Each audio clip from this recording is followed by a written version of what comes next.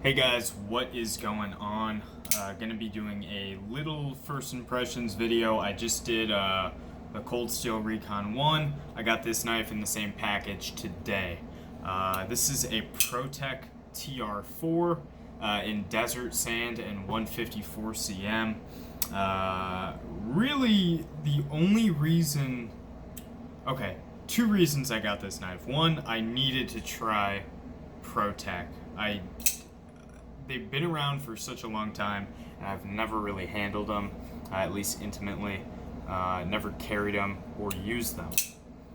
Second reason I got it is because I was thinking about how great of a knife this is, and I was scrolling through Instagram one day, I saw this on a knife sale, and I really didn't have any drive to buy it, but after looking at my SOCOM and thinking of how great of a knife it was, looking at these, they're quite different, but also quite similar.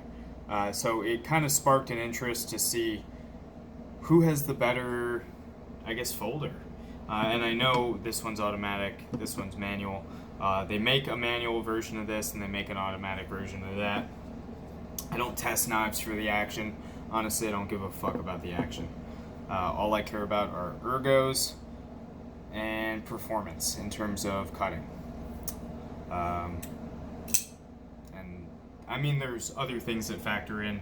Of course, I don't want a knife that's going to fall apart, but the big two for me are going to be, I'd say ergos are equally as important as performance. Fit and finish is kind of a bonus. I'll put it that way. So yeah, these two had sort of a resemblance going on. Aluminum handles, sort of a tactical knife. And both of these companies are known for making amazing automatic knives. Protech, I think, is more known for side opening. Microtech more for OTFs, so out the front. Yeah, I would be curious on comparing the auto version of this to the auto version of this and vice versa. So the thumb stud version, this one, versus the thumb stud version of the tr4, or the manual. Yeah, so getting back into it, what was I talking about? I guess first thing that popped into my head was, wow. It's very snappy, especially for the size of auto this is. It's a 4-inch blade, so definitely not small by any means. Here it is versus the Recon 1. Big knife. Big knife. Spyderco Military, another big knife. And then I already did the SOCOM, so I guess I'll do the Zahn, which this guy kind of makes the Zahn look like a medium-sized knife, which it's actually a fairly large knife.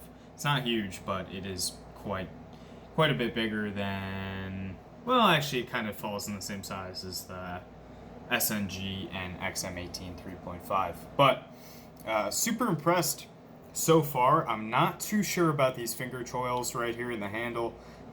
Finger choils, I talked about it in the first impressions on the Recon 1. Hit or miss. You can easily fuck those up so bad.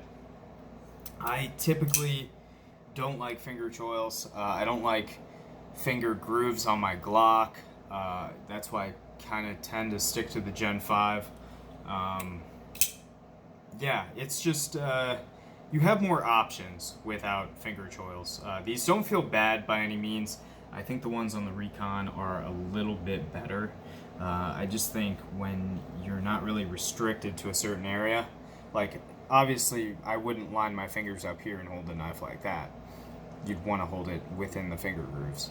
I mean, I don't know that they provide that much for the diminished versatility in the grip. Fit on this knife is spectacular. I really was not expecting that great of a fit on these Protechs, at least.